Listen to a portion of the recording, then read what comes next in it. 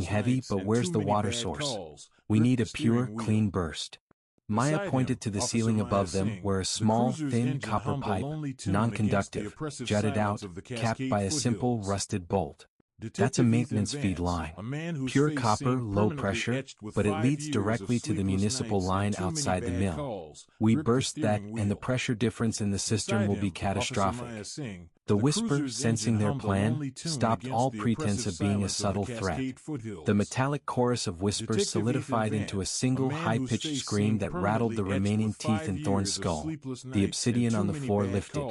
It didn't crawl, it coalesced. The black crystal sludge rose into the air, swirling rapidly into a single dark 6-foot-tall silhouette directly between them and the valve. It was the shape of a man, shimmering and malevolent, formed entirely of moving, whispering black crystals. The whisper had manifested. The manifestation of the whisper thickened the air in the containment chamber, pressing down like invisible weight. A towering, shifting shape, formed from countless glittering black obsidian crystals, rose between them and the emergency valve. The metallic whisper of billions of particles had merged into one piercing, unified screech. Vance stepped back, yanking Maya away from the rising form. Holloway, does it have a weakness? What breaks it down? Dr. Holloway, bound and curled in terror, stared at the horror she had spent a decade studying. Not him. It is a symbiotic body. It exists only to hunt silver and propagate. It has one weakness, purity, matter that does not conduct or resonate with it. Pure matter? Maya swept her light across the room. Nothing here was clean. Everything was dust-choked and stained with obsidian. Her beam passed over Patrolman Thorne. He still lay unconscious, but the obsidian crust that had covered him was gone, seemingly absorbed into the greater manifestation. His wristwatch, worn for 12 years, remained untouched. Thorne had said, "Separate. Uniforms." Vance shouted, locking onto 5 obsidian-stained police uniforms hanging on the rack. "Those uniforms are saturated. The crystals already stripped all the silver out of them. They're neutral now, non-conductive." They did not have time to put them on. The obsidian shape moved. It did not walk. It slid, a black crystalline wave skimming over the steel floor with terrifying speed, lunging straight for Vance. "Grab that." Vance barked, pointing at a cracked leather office chair in the observation room. As the thing struck, Vance and Maya swung the heavy steel frame chair up together to intercept. Instead of smashing through, the whisper recoiled. Obsidian rejected ordinary base metal with no silver to feed on. "Holloway, get yourself loose." Maya shouted, tossing the obsidian-coated service pistol toward her. "Use the edges. Cut the ties. Now." With shaking hands, Holloway used a shard of broken glass to saw through the zip ties. Meanwhile, Vance snatched one of the contaminated uniform jackets. It was unexpectedly heavy, dense with the weight of obsidian that had devoured every trace of silver from its fibers. "It needs new material to sustain itself," Vance roared. "Pin it down." Maya hurled one of the old tactical boots from the rack at the thing. Obsidian shrieked in response. Shards swarmed over the boot, eating through the rubber sole in seconds. Vance saw it. The whisper did not just drain silver. It regenerated by consuming anything it could colonize. He and Maya charged the obsidian mass together, each wielding a tainted uniform jacket like a net. They wrapped the whisper's body in its own leavings, cocooning it in the neutral fabric soaked with dead crystal. The obsidian form screamed, its crystalline lattice twisting in on itself. It began to eat the jacket. "Hurry, Vance.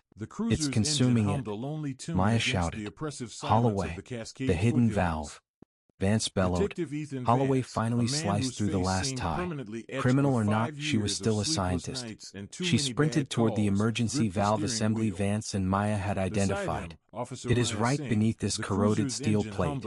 Holloway pointed at the floor near the valve housing. "I need something hard to break the cover and something thin to breach the pressurized line." Vance scanned the room. Everything was corroded steel, compromised, or already crusted with obsidian. Then he looked at his bare hand. His silver wedding ring, the last true silver in play, was no longer there. It was still hooked on a shard of shattered observation glass. "Give me your hairpin, Maya," Vance shouted. Without hesitating, Maya yanked the steel pin from her tightly bound hair and tossed it. While the whisper thrashed inside its obsidian-wrapped cage, Vance dove for the shard. Using the slender steel pin, he hooked and pried his silver ring free from the glass. He slapped the ring into Holloway's palm. "Use this. Not to open it, balance it." Holloway understood instantly. She placed the silver ring on top of the emergency valve cover. All the obsidian in the chamber reacted at once, shrieking as its attention snapped toward the concentrated silver. "Now, Maya," Vance shouted. The small feed line on the ceiling. "Break it." Maya spotted a narrow copper supply pipe overhead. She jammed the rusted steel bar she had found into the fittings and slammed downward. The pipe ruptured. Instead of water, a blast of ultra-cold compressed vapor roared out. Pure condensate. The jet of supercooled, purified moisture hit the silver ring, sheathing it in a corona of pristine condensation. The silver band, now wrapped in absolute purity, became a prism, not to channel the whisper's influence but to scatter it. The pure, pressurized flow forced the ring down through the weakened valve housing, locking it in place. Ketchup. The pressure in the sealed line spiked. The valve cap blew free with a hydraulic crack, and a column of clean high-pressure water erupted from the floor. The stream hit the Whisper full on. The obsidian body screamed. Crystal shards dissolved on contact, its black lattice disintegrating under the assault of purity. The towering form shattered, and fragments of dead obsidian sprayed across the chamber like volcanic ash. Down the shaft. Move. Vance roared. They had no other choice. They dove into the vent shaft as the geyser of pure water surged, letting the torrent hurl them away from the dying chamber and out of the Whisper's reach. Vance, Maya, and Dr. Holloway were violently ejected from the mill's foundation, riding the sudden torrent of purified water through the old, massive runoff pipe. They burst out onto the swampy marshland bordering the Blackwood River, coughing, soaked, and covered in black, inert sludge. The mill, deprived of the pressure that held its internal structure together, groaned. The sudden surge of water from below destabilized the subterranean chambers.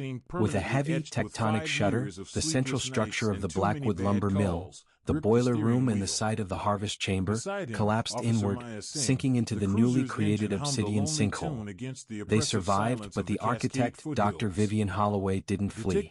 She sat on the muddy bank, shivering, staring at the collapsed mill with a look of profound, disturbing serenity.